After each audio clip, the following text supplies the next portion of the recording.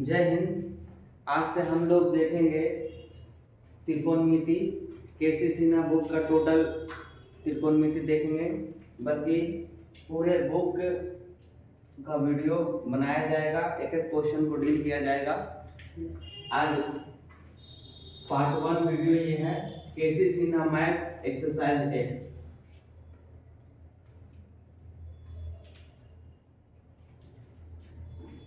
ठीक है, देखिए त्रिकोणमिति का देख इसको, नाम से स्पष्ट है त्रिकोणमिति। वास्तव में ये शब्द जो है 3 शब्दों से मिलकर बना है, 3 ग्रीक शब्दों। ग्रीक जिसको हम लोग यूनान कहते थे पहले, आज नाम चेंज हो गया है, उसका नाम ग्रीक है। ये 3 शब्द ट्राइगोनिया और मेट्रोन से मिला है। ट्राइगोनिया और मेट्रोन, ट्राइगोनिया और मेट्रोन। ट्राई मतलब 3 होता है, गोनिया मतलब होता है कोण, और मेट्रोन मतलब होता है माप। मतलब त्रिकोणमिति का जो शाब्दिक अर्थ हुआ 3 कोणों की माप। 3 कोणों की माप हुआ, और 3 कोणों की माप यानी कि त्रिभुज। तो हम कह सकते हैं त्रिकोणमिति मतलब 3 त्रिभुज की माप।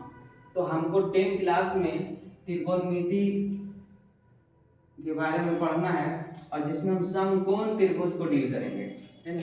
समकोण त्रिभुज के बारे में हम पहले जान लेते हैं। समकोण त्रिभुज उसको कहते हैं जिसका एक कोण, वैसा त्रिभुज जिसका एक कोण 90 डिग्री का होता है। एक कोण 90 डिग्री का होता है, उसे हम लोग समकोण त्रिभुज कहते हैं।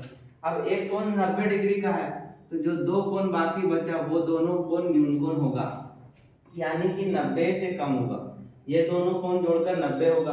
अगर इसको हम थीटा मानते हैं तो निश्चित रूप से 90 माइनस थीटा होगा।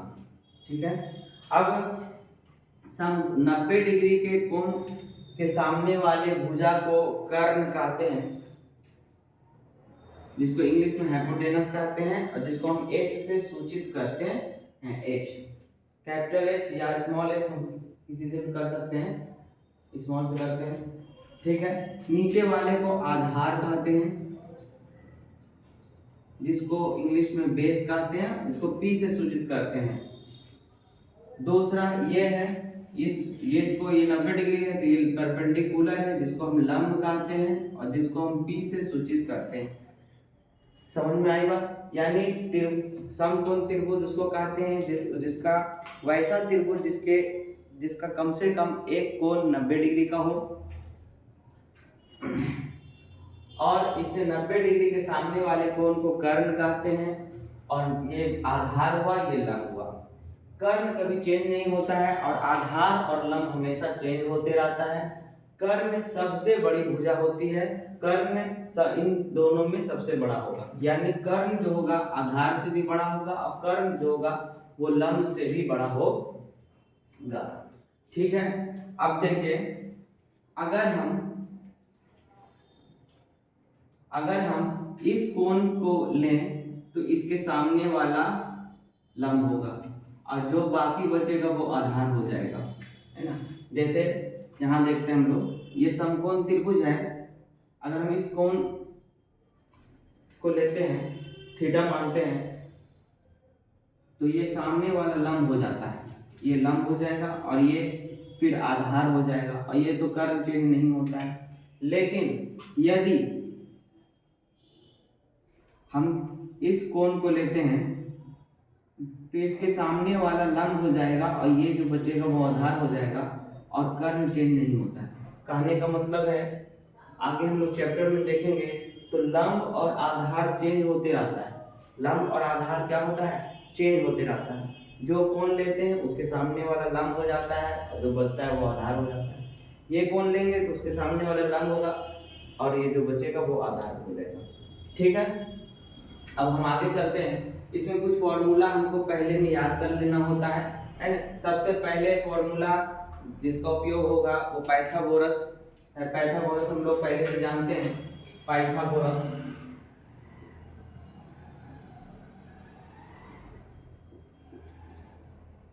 शुद्ध क्या होता है, कर्ण स्क्वायर बराबर लंब स्क्वायर प्लस आधार स्क्वायर। इसको हम शॉर्ट में से लग सकते हैं एच स्क्वायर बराबर P square plus B square. यदि हम स्क्वायर को उधर ले जाएं तो ये रूट अंडर, स्क्वायर इधर जाता है तो रूट अंडर हो जाएगा P square plus B square. ठीक है, फिर इस फॉर्मूला से दो फॉर्मूला और बना सकते हैं, लंब को निकाल सकते हैं और आधार भी निकाल सकते हैं, है ना। लंब निकालना हो तो लंब यहाँ लिखेंगे, ठीक है, और आधार को इधर ले आएंगे। कर्ण स्क्वायर बराबर आधार स्क्वायर। कर्ण आधार इधर हो गया तो लंब स्क्वायर बराबर हो गया कर्ण स्क्वायर माइनस आधार स्क्वायर। यहाँ इसको p देते हैं p स्क्वायर, इसको h से सूचित करते हैं और इसको b से सूचित करते हैं। और अगर हम स्क्वायर को इधर ले जाएं तो h square minus b square, root under h square minus b square. फिर अगर हम लंब का फॉर्मूला निकालना चाहें, लंब निकालते हैं, आधार निकालना चाहें तो आधार बराबर हो जाएगा कर्ण स्क्वायर माइनस लंब स्क्वायर, कर्ण स्क्वायर माइनस लंब स्क्वायर, यानी बी स्क्वायर बराबर H square minus B square, B बराबर root under H square minus B square. अगर स्क्वायर को उधर ले जाएंगे तो रूट स्क्वायर रूट में बदल जाता है, रूट हो जाएगा बी बराबर root under H square minus B square. ठीक है, यानी कि अगर हम सिर्फ इस फॉर्मूला को याद कर लेंगे तो ये सब फॉर्मूला को याद करने की जरूरत नहीं है ना। इस फॉर्मूला से ही ये फॉर्मूला बन गया, ये फॉर्मूला बन गया। इसको हम इस टाइप से भी लिख सकते हैं और इसको हम स्क्वायर उधर भी लिख सकते हैं। हर का प्रयोग होगा। अगर हम अभी से एक क्वेश्चन को, एक फॉर्मूला को अगर अच्छे से दिमाग में बैठा के जाएं तो त्रिकोणमिति में कहीं भी कोई भी दिक्कत होने वाला नहीं है। और के.सी. सिन्हा का एक एक मैथ को हम बना देंगे, अब नेक्स्ट वीडियो में देखेंगे। Thank you.